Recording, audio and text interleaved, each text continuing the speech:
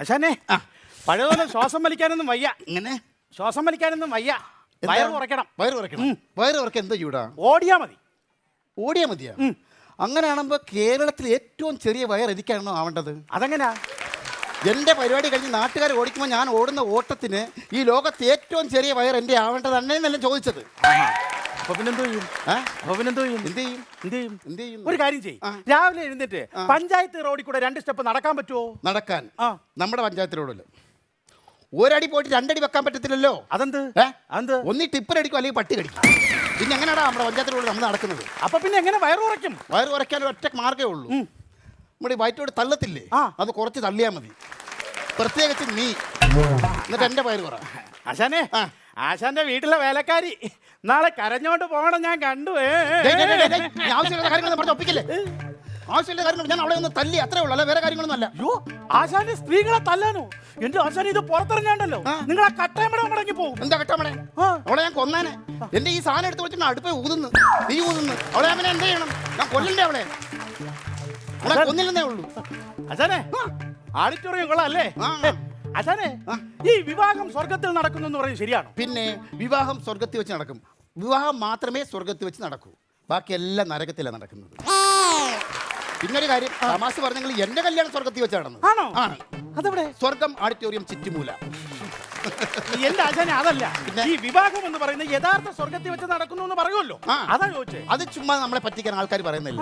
അങ്ങനെ സ്വർഗത്തിൽ വെച്ച് കല്യാണം നടന്നിരുന്നെങ്കിൽ നമ്മളെ വായിക്കാൻ വിളിക്കത്തില്ലേ? ഇവിടെ നാദസ്വരം വായിക്കാൻ വിളിക്കത്തില്ലേ? എത്ര പ്രാവശ്യം നമ്മൾ പോയിട്ട് വന്നേനെ. ഇപ്പോ ഞാൻ എന്റെ തകിലും കൊണ്ട് പോയത്. പിന്നെ അയ്യോ, ഞാനത് ഓർത്തില്ല. പിന്നെ ആശാനെ അതും അങ്ങ് വിശ്വസിച്ച് എന്തിന് പോടനോ. അല്ല ആശാനെ, ഈ കല്യാണം നടക്കുന്ന ആഡിറ്റോറിയം ഇത് തന്നെയാണോ? നമ്മളിനി താമസിച്ചു പോയത്? ഇനി ഒന്നാമത് അരമണിക്കൂർ താമസിച്ചാൽ നീ അതിലൂടെ എന്നെ പറഞ്ഞ ആദ്യം കേട്ടാതെ. അരമണിക്കൂർ താമസിച്ചാൽ ആരാ കാരണക്കാരൻ? ആരാ? നീ തന്നെ കാരണക്കാരൻ. അയ്യോ, പറയണ കേട്ടാത്തൊന്നും എല്ലായിടത്തും നേരത്തെ തലേ ദിവസം ചെന്നങ്ങ് കിടക്കുകയാണെന്നു. നീ എവിടെ ഏത് സ്ഥലത്ത് നേരത്തെ വന്നിട്ടുണ്ടോ? നീ എന്റെ ആശാൻ, അത് എന്റെ കുറ്റം കൊണ്ടല്ല. ആരുടെ കുറ്റം? ഞാൻ ഈ പരിപാടിക്ക് പോകാനായിട്ട് തകിലെടുക്കാൻ വേണ്ടി വീട്ടിലോട്ട് ചെല്ലും. തകില് കാണത്തില്ല ആശാനെ.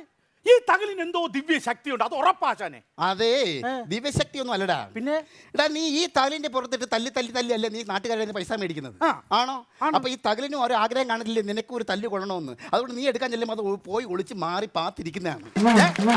ഞാൻ കാര്യം പറയാം, എന്നെ കളിയാക്കരുത്. ഇനി നിങ്ങളോടെ കൊട്ട എന്നെ കിട്ടത്തില്ല. എന്നാ പിടിച്ചോ. അപ്പൊ എന്നെ ഒറ്റയ്ക്ക് മാത്രമേ ഈ സാധനത്തിൽ കൂടെ അടിക്കാൻ നിൽക്കുന്നില്ല. ഞാൻ ഒറ്റയ്ക്ക് ഊതിയാ മതിയോ? അടിക്കാൻ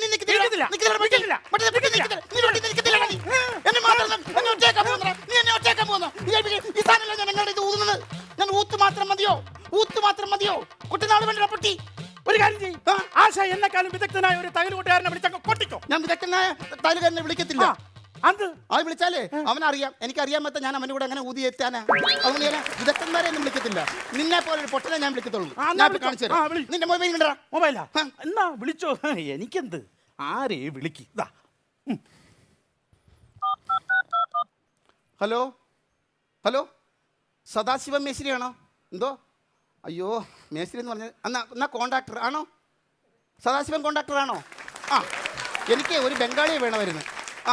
തകില് വായിക്കാവുന്ന ഒരു ബംഗാളി. അല്ല ഞാൻ വേണ്ട, നീ കൊട്ടുന്നില്ല പറഞ്ഞു. നീ മാറ. അല്ല, നിനക്ക് വലിയ പ്രയാസമല്ലേ കൊട്ട എൻ്റെ കൂടെ? ഞാൻ ആളിനെ നോക്കിക്കോളാം. ഹലോ, എങ്ങനെ 10 പേരെ തരാന്ന്? 10 പേരെ തകിലിക്കാർ 10 പേര് വരുമെന്ന്. 10 പേര്. അല്ല ആശാനെ, ഒരു കാര്യം ചോദിച്ചോട്ടെ.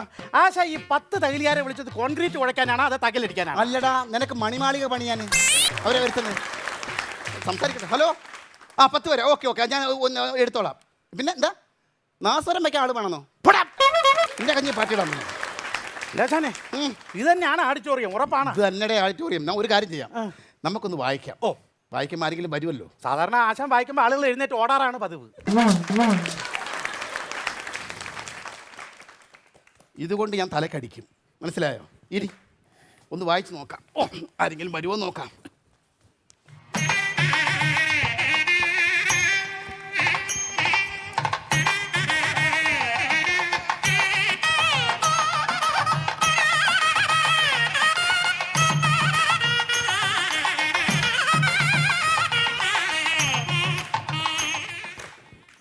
കണ്ടാ, നീയല്ലേ പറഞ്ഞ ആള് ഓടുന്നു?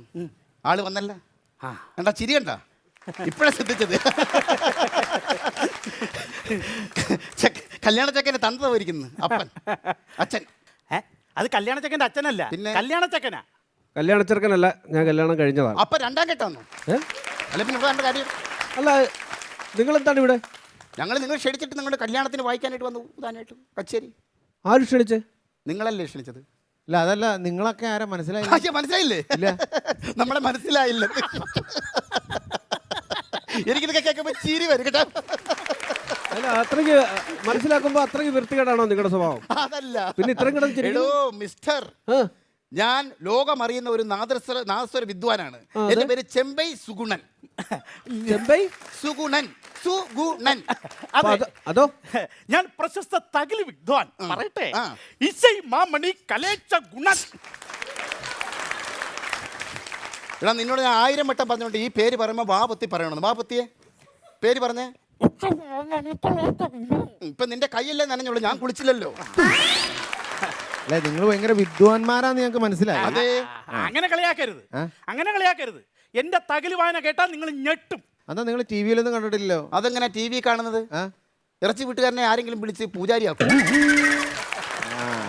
അത്രയ്ക്ക് വലിയ തകല് വിദ്വാനാ. ഞാൻ നാസരം വായിക്കും, വീട്ടിലുമായിട്ട് നാസരം വായിച്ച് ഞാൻ മഴ പെയ്ച്ചിട്ടുണ്ട്. മഴ പെയ്ച്ചിട്ടുണ്ട്? പിന്നെ അതെ, മഴ പെയ്ച്ചിട്ടുണ്ട്. പറഞ്ഞു കൊടുക്കാം.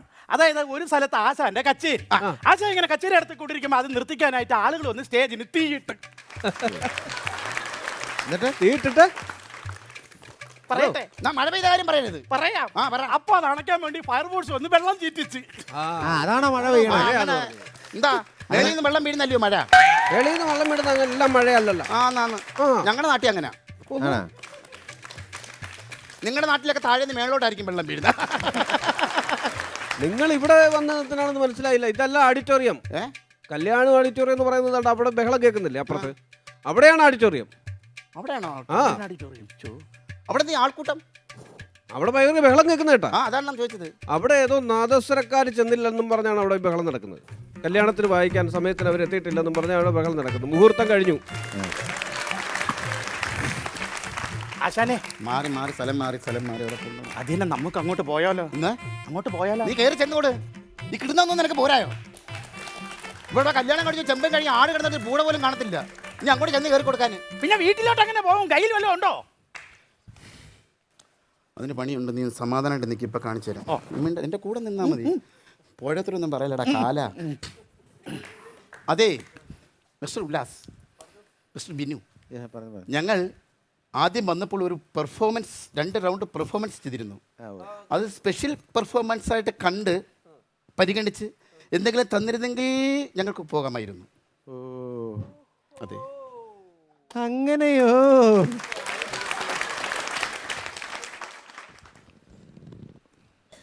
ഞാൻ പറഞ്ഞില്ലേടാ, പറയേണ്ട പോലെ പറഞ്ഞു കഴിഞ്ഞാൽ നമുക്ക് ഇവിടെ നിങ്ങൾ 10 പൈസ ഒപ്പിക്കാം.